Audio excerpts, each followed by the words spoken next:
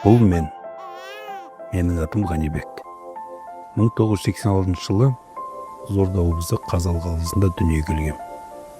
Менің ата-анам қарапайым зиялы жандар. Олар мені кеңестік кезінде қалыптасқан тәрбиені бойыма сіңіруге бар күшін салды.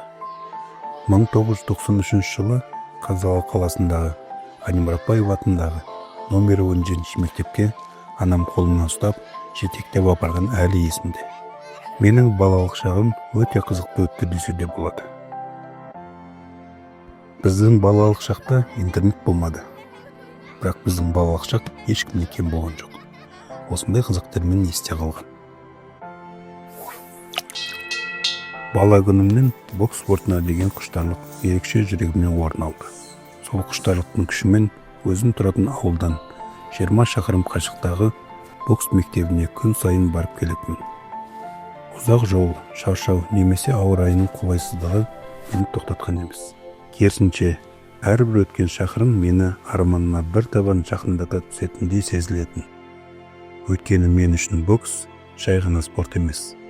Мінезді шыңдайтын, ерік жігерді тәрбиелейтін, мақсатқа жетелуге үйрететін өмір мектебі еді. Сол кезде анам әкеме: Ну что ему даст этот бокс? Он должен думать о школе. Арасында менің мектептегі алған бағаларым үздік болған жоқ. Бірақ ол менің соңғы қоңырауды естуіме, кейін ішкі істер органына қызметке тұруыма кедергі болған жоқ. Мен 16 жасқа толған кезімде отбасымызбен Қызылорда облысынан Тараз қаласына қоныс аудардық. Ауылдағы бірге өсіп, балалық шағымда бірге өткізген достарымды қимасам да, өмірдің жаңа белесінде қадам басуға тура келді. Таразға алғаш көшіп келгенде бәрі бөтен көрінді. Жаңа мектеп, жаңа достар, жаңа орта.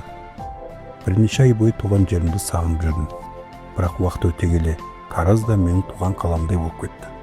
Осылай өтіп жатқан өмірдің бір бөлігінде менің отбасым ерекше бір жандармен толықты. Олар менің балаларым және жан-жарым. Олар менің өмірім мәнді десе де болады. Күндердің күнінде ішкі істер органында қызметте жүріп, басқа жұмысқа ауысуға тура келді. Ғанибек, тебя там зовут? Как дела, братишка? Нормально. Как зовут? Ғанибек, Хорошо работаешь, Ғанибек. стараемся. Понимаешь, Ғанибек?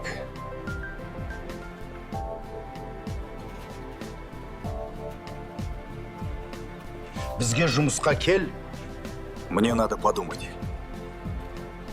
Ол жеке сот орындаушысы қызметі еді. Бұл қызмет ел аузындағы сөзбен айтқанда 90 жылдағы әрекеттерлердің заңды нұсқасы екен. Бірақ біз борышкерлерге бейсбол таяқтарымен емес, сот шешімімен келеміз. Сот шешімімен борышкерлердің мүлкін тәркілеу, біреуден біреу алынмай жүрген қарыздарын үстемелі пайызына қарызын мәжбүрлеу алып беру деген сияқты. Қызмет барысында талай тағдырды көрдім. Біреу әділдікті іздеп жүрсе, енді біреуі қарыздан қашып жүр. Сол кезде түсіндім, сотталушылардың жұмысы тек ақша өндіру емес, кейде адамдардың тағдырымен бетпе-бет келу екен. Осы аралықта отбасыммен бірге Алланың қалауымен Меккедегі Қағбаны көру бұйырыпты. Осындай менің қысқаша өмір баяным. Аллаға сан шүкір. Ата-анам, балаларым, отбасым, бала кезімнен бірге өскен, қайғыда, қуанышта да жанынан табылатын достарым бар. Егер маған қайтада мүмкіндік беріп, өмірді басқаша сүрер ме едім десе, осы өткен өмірімді таңдар едім. Алланың қалауымен бүгін міне 40 жасқа да кеппін.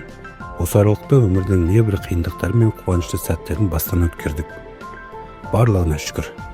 Алла тағала өзімізге береке беріп, елімізге саулық, отбасымызға амандық нәсіп етсін. Енді тағы бір 40 жылдан кейін төрт көзіміз түгел, аман есен жүздесуді Алла нәсіп етсін.